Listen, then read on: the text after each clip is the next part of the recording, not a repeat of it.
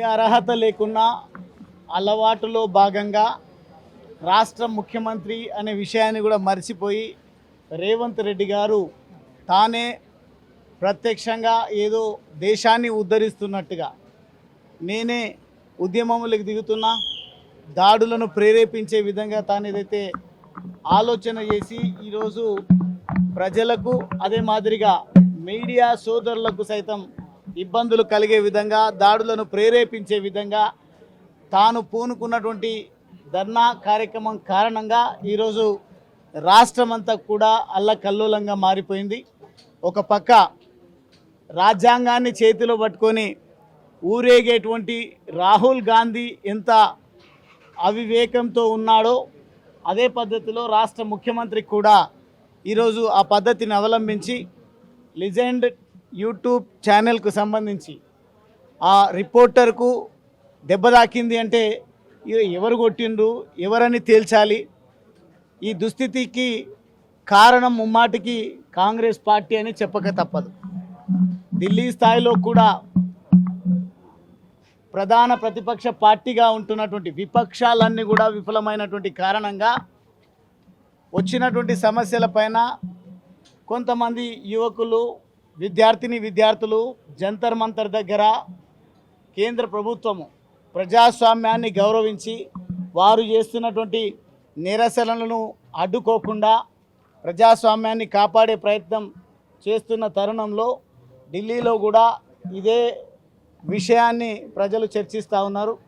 విద్యార్థులు చేసేటువంటి ఉద్యమాన్ని మరోవైపు మళ్లించే విధంగా, దాడుల వైపు మళ్లించే విధంగా, దుర్ఘటనల వైపు మళ్లించే విధంగా ఈ కాంగ్రెస్ పార్టీ అలవాటు ప్రకారము కొంతమందిని కావాలని ఆందోళనకారుల మధ్యలోకి పంపించి వారు పోషించే రౌడీలను, గూండాలను, పనికిరాని కాంగ్రెస్ పార్టీ కార్యకర్తలను ఆ విద్యార్థుల ఉద్యమాల్లో పంపించినటువంటి కారణంగా కొంత ఘర్షణ వాతావరణం నెలకొన్నది ఢిల్లీ కేంద్రంగా. ఈరోజు తెలంగాణ రాష్ట్రంలో కూడా అవివేకంతో కూడినటువంటి ఈ ప్రభుత్వము, ముఖ్యమంత్రి పోకడల కారణంగా ఈరోజు లిజెండ్ టీవీ ఛానల్, యూట్యూబ్ ఛానల్కి సంబంధించినటువంటి మా మిత్రుడికి గాయమైనటువంటి కారణంగా మేము ఈరోజు కేర్ ఆసుపత్రిని సందర్శించడము, వారిని పరామర్శించడము, పూర్తి స్థాయిలో కారకులు ఎవరైనా ఉండొచ్చు, తప్పకుండా వారిపైన కఠిన చర్యలు చేపట్టే విధంగా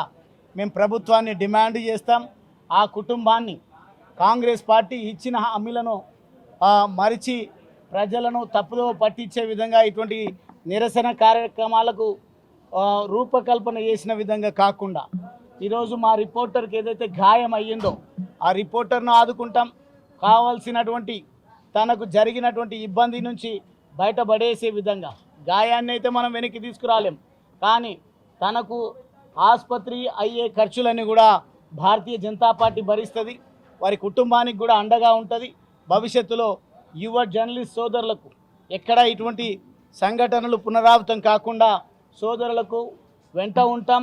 ఇక నుంచి ప్రజలను కాపాడే దాంట్లో భారతీయ జనతా పార్టీ ఏ రకంగా అయితే ముందుకు వెళ్తూ ఉందో అదే పద్ధతిలో ఎన్నడూ లేని విధంగా ఈరోజు కొత్త కార్యక్రమానికి శ్రీకారం చుట్టింది కాంగ్రెస్ పార్టీ. పూర్తిగా జర్నలిస్టుల పైననే దాడి చేసినట్టయితే బాగుంటుంది.